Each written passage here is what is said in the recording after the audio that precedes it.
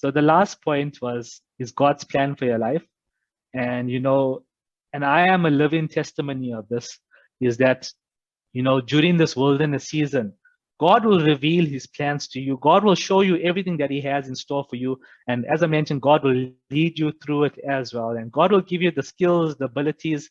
He'll bring the people, he'll bring the circumstances, he'll bring the resources to you in order to fulfill the plan that he has for you. And we all know Jeremiah 29:11, for I know the plans I have for you, plans of good, not of evil, plans for hope in the future for you. So God has a plan. Remember, all of us have a book of Lamb's book of life, in heaven, and God has our plan and our life already written out. And, he's going to show you that plan that he has for your life during this wilderness season as you draw close to him.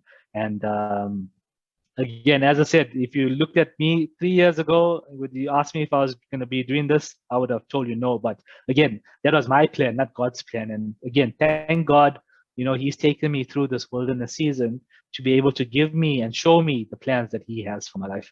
And even it was quite funny, even during this time, as I mentioned, I was involved in quite a few businesses with some good friends of mine.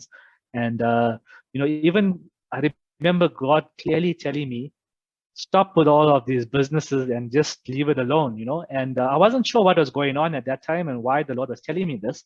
But, thank God I listened to him and I was obedient. And I mean, some of my close friends are not on this call, some of my business partners, and, they'll also testify to that. When there's a lot of opportunities that came up, I just told them, no, it's not time for me and I don't want to get involved.